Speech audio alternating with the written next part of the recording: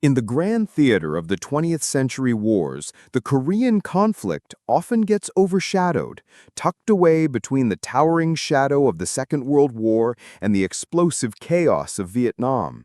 For many in the United States, it became known simply as the Forgotten War, a conflict squeezed into the uncomfortable space of history.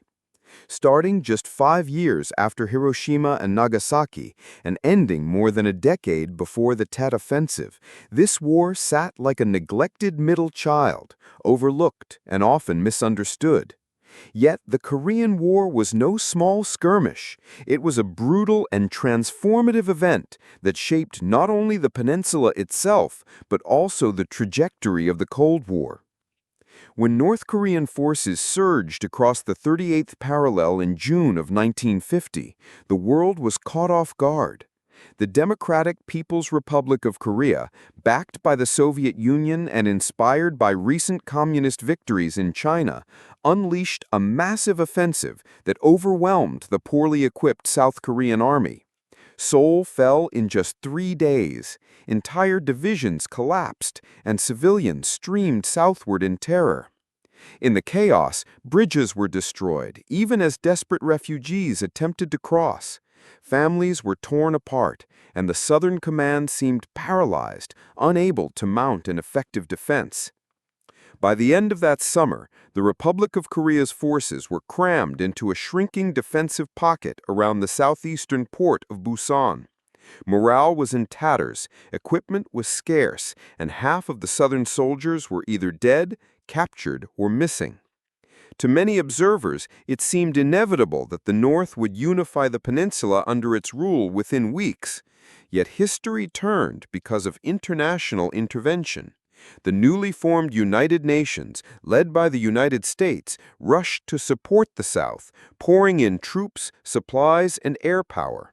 Suddenly, the balance of power began to shift, and General Douglas MacArthur launched his audacious amphibious landing at Incheon, an operation so risky that even his own advisors doubted its feasibility.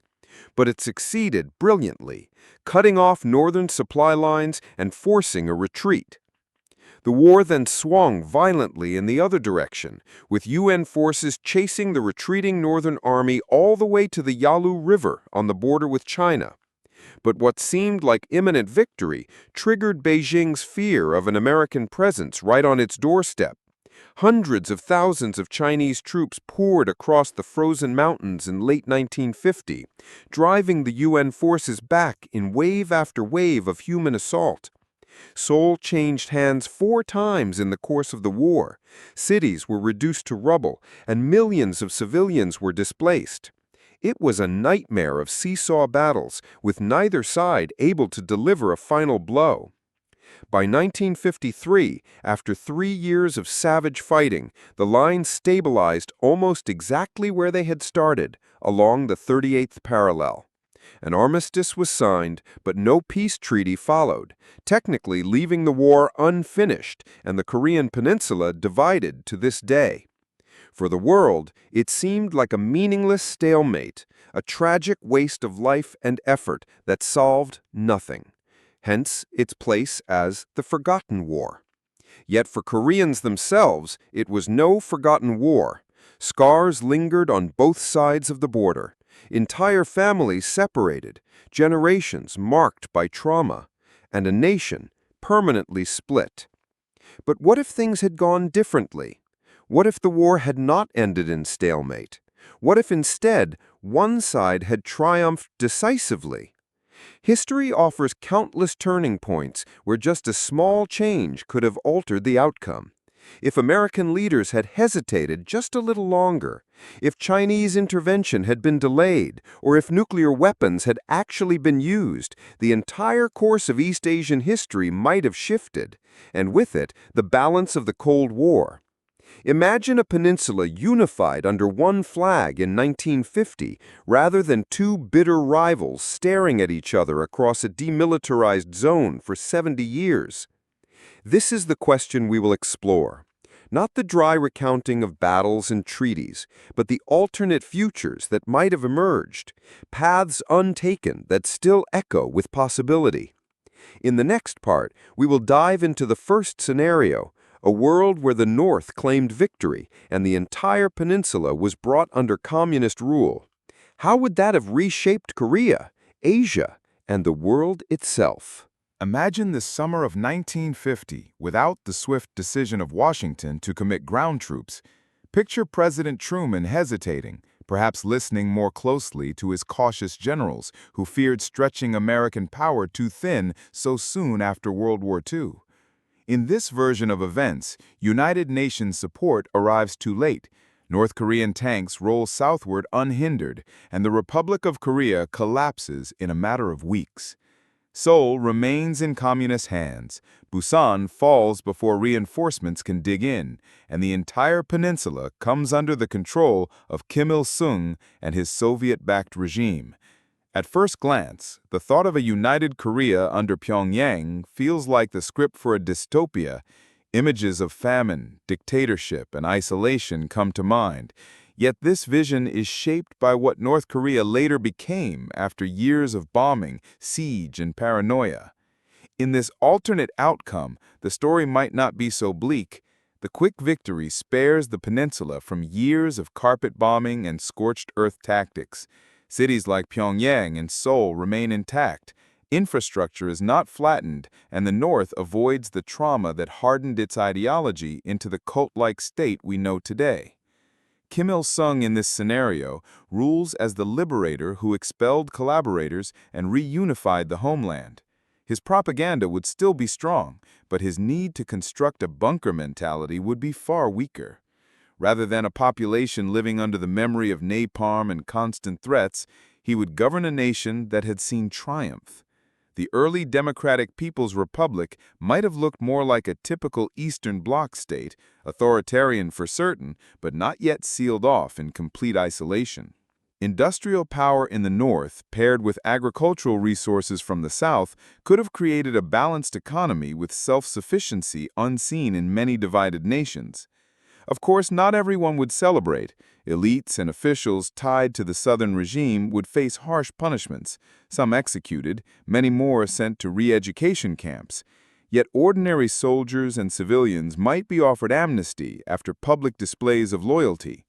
The blame for resistance could be shifted on to American imperialism or Japanese collaborators, allowing many Koreans to reintegrate into society rather than suffer mass purges. Resentment would still simmer, but the foundations of a stable, unified state could be laid. Internationally, the impact would be seismic. The United States, still smarting from what was already described as the loss of China in 1949, would now be forced to accept another communist victory in Asia. Truman's political standing would plummet.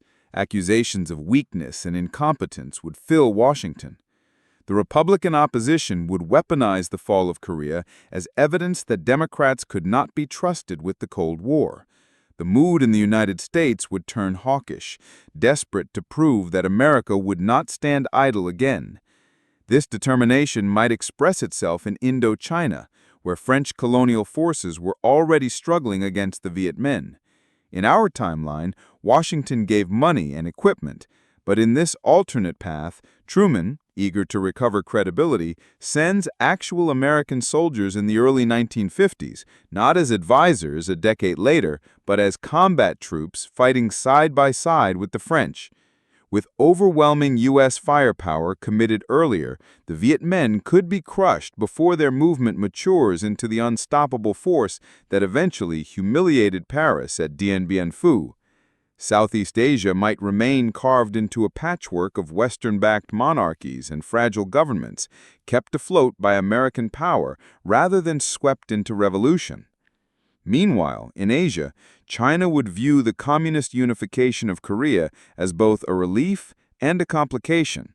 Relief because a friendly buffer state now stretches to its border, but complication because Kim Il-sung, no longer desperate for survival, might pursue policies more independent of Beijing. Ties to Moscow could deepen, creating friction between two communist giants who were already destined to quarrel. The Soviet Union would gain prestige, claiming that socialism had triumphed yet again, while the United States would scramble to reinforce alliances with Japan, Taiwan, and the Philippines to contain what looked like unstoppable communist expansion. Domestically, inside Korea, the new regime would face unrest. Students in particular might organize protests during the 1960s, as they did in our timeline in the South. Their cries for reform could pressure Kim Il-sung to soften some policies, perhaps opening limited markets or cautiously allowing cultural freedoms. The outcome might resemble the later path of China, authoritarian but pragmatic, steering toward economic growth rather than starvation. A unified Korea in this alternate reality could even become a rising power, its combined industries and farmlands building a sturdy base for prosperity. Of course, another possibility is stagnation. Kim Il-sung could cling to rigid central planning, choke innovation, and create inefficiencies across both North and South. Even then, the nation would still avoid the catastrophic famines that later devastated the North in the 1990s, because it would not be cut off from southern rice fields. Whichever direction it took, this career would stand as one of the most consequential communist victories of the 20th century.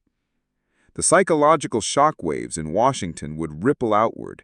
The memory of losing both China and Korea within a few short years would hang over every foreign policy decision. The American public might not feel the war as directly, since without U.S. troops dying in large numbers, it might pass as another distant event. But the political elite would never forget. This would harden the resolve to intervene swiftly anywhere else communism seemed to spread. The domino effect would no longer be a theory, but an accepted truth. So, a North Korean victory would not just redraw borders, it would shift the entire tempo of the Cold War. Asia would become the first front line, and American interventionism would grow fiercer earlier.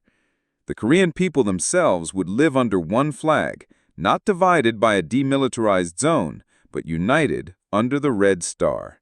Spared from decades of mutual hostility, yet bound in one authoritarian embrace. Now let us turn the timeline the other way.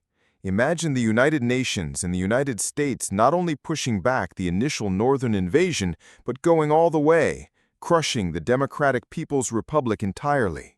In our history, this proved impossible once Chinese troops surged across the Yalu. Yet what if circumstances had shifted just slightly? What if naval mines blocked Incheon and the landing failed? Or conversely, what if American forces prepared a stronger strike? What if nuclear weapons themselves were drawn from their arsenals and actually used?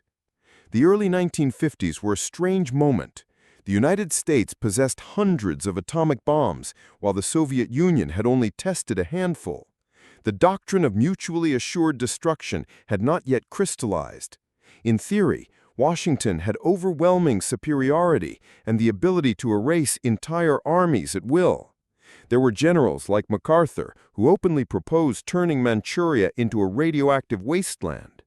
Truman rejected these pleas in reality, promising the world that Hiroshima and Nagasaki would remain unique tragedies. But in an alternate timeline, perhaps desperation or overconfidence broke that restraint.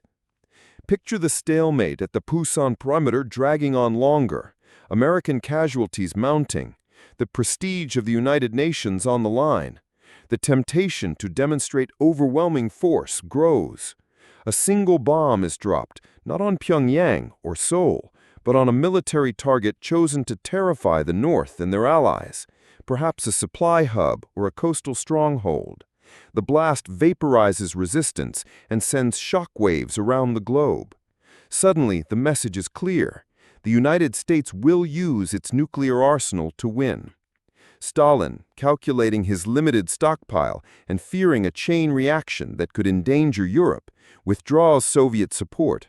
Chinese leaders still send soldiers, but without air cover and without confidence. Their advance slows. The tide turns. South Korean and UN forces surge north, this time reaching the Yalu and holding it. Kim Il-sung flees into China or is captured. The Democratic People's Republic ceases to exist. On paper, the Republic of Korea has reunified the homeland under its own flag. a decisive victory unlike the stalemate of our world. Yet victory brings its own burdens. The regime of Syngman Rhee was corrupt, authoritarian, and eager for vengeance. He openly spoke of bulldozers and mass graves for communists, a vision of retribution that horrified even his American allies. Had he been given full control of the North after victory, atrocities would likely have followed. Entire communities branded as traitors, blacklists enforced, thousands sent to camps or executed. Yet the United States and the United Nations might have intervened, recognizing that leaving Rhee unchecked would only breed rebellion. Perhaps the North would be placed under international administration, rebuilt like post-war Germany or Japan, with economic aid flowing in exchange for strict political oversight. In this case, the dream of a Marshall Plan for Korea might have been realized, infrastructure repaired, industries modernized, agriculture improved, a slow path toward stability under one government. Internationally, such a victory would be celebrated as proof of capitalist superiority. Washington would stand taller, confident that communism could be beaten back with enough resolve. This confidence might delay or even prevent later hesitations in Vietnam. The lesson would be that overwhelming force, even nuclear if necessary, secures victory. Eisenhower inherits a world where Korea is united and secure, where American military might has proven unstoppable, and where the Soviet Union has been humiliated without daring direct confrontation. But beneath the surface, tensions would remain. Millions in the North had lived under socialist rule. Many believed sincerely in its promises. Student protests could still erupt in the 1960s, fueled now not only for demands for democracy alone, but also by resentment against Southern oppression. The risk of insurgency would be real. Rhee's heavy-handed methods could ignite rebellions that force international overseers to intervene again.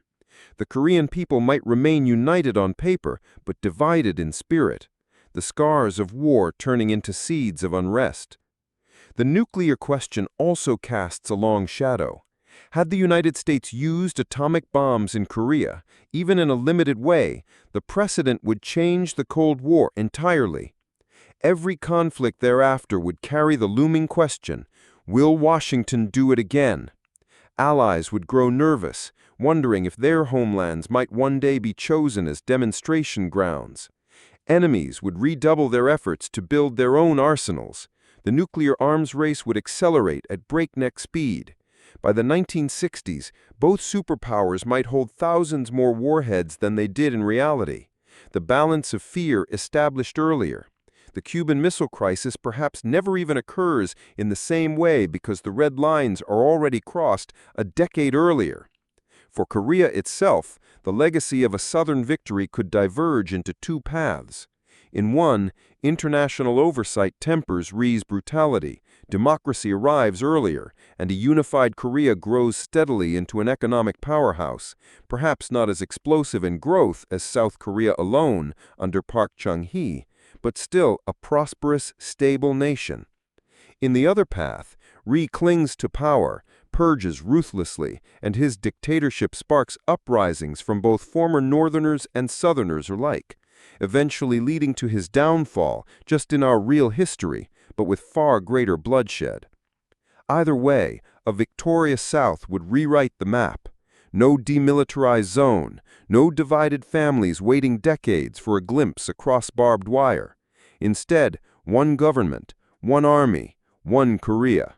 The world would not speak of a forgotten war, but of a decisive clash where the United States unleashed its full strength, for better or worse. By now, we have seen two possible forks in history, one where the North claims the peninsula, and another where the South triumphs with devastating force.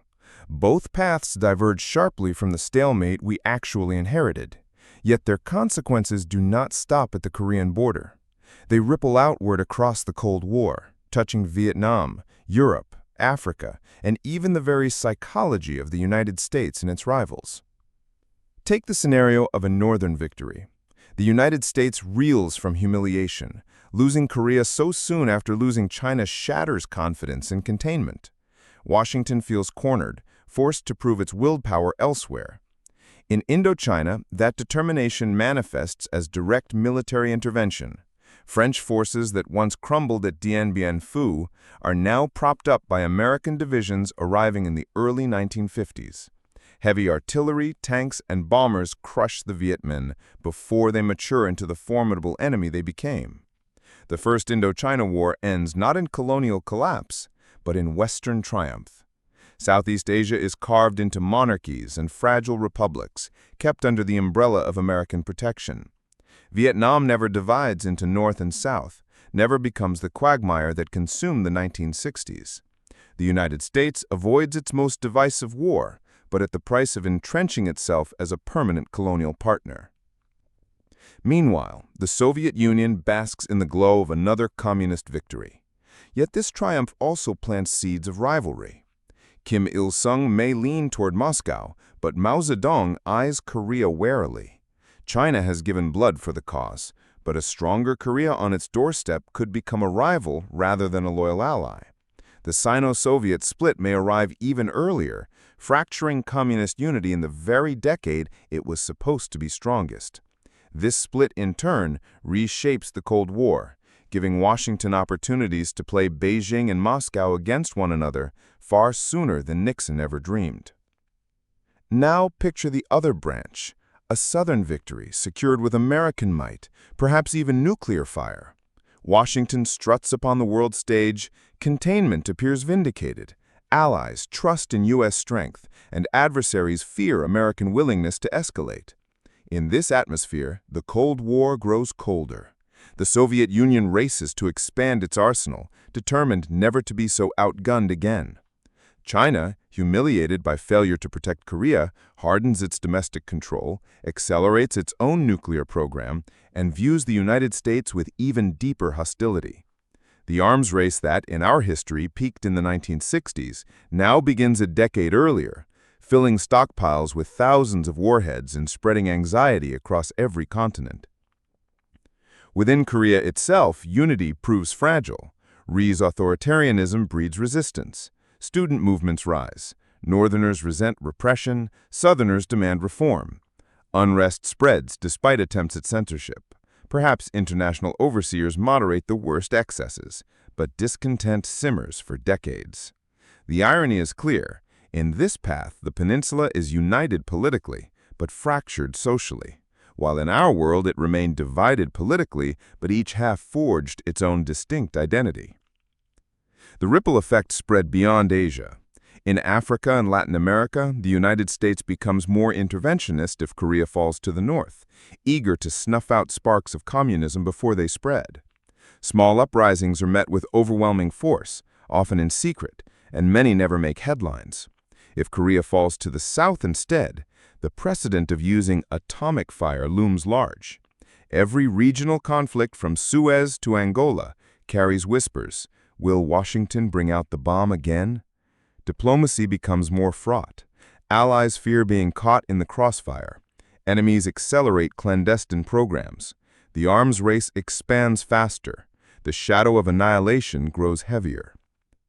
And what of Europe, the heart of Cold War tension?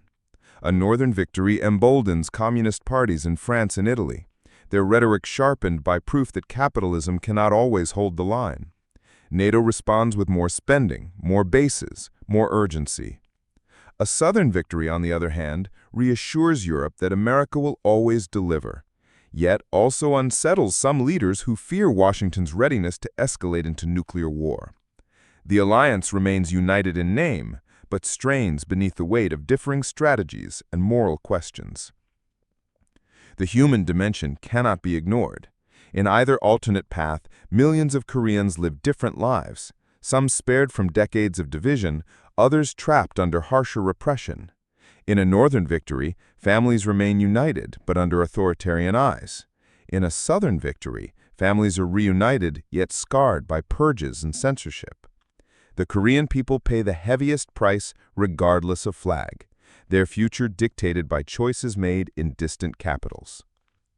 Looking back from today, it is tempting to ask which scenario would have been better.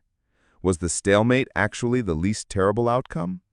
A divided Korea gave the world decades of uneasy peace on the peninsula, a buffer that prevented larger wars between superpowers. Yet it also condemned millions to separation and tension. An alternate Korea, either red or blue, might have avoided decades of barbed wire, but at the cost of deeper entanglements in the Cold War, perhaps even earlier nuclear confrontations. In truth, there is no clean victory, only different flavors of tragedy and triumph. So when we call it the Forgotten War, we should pause and remember how close the world came to different futures. Futures where the Korean peninsula was not divided, but where the Cold War itself might have burned hotter, faster, and deadlier. History chose stalemate, but imagination lets us see the shadows of paths untaken. And in those shadows, we glimpse just how fragile our world truly is.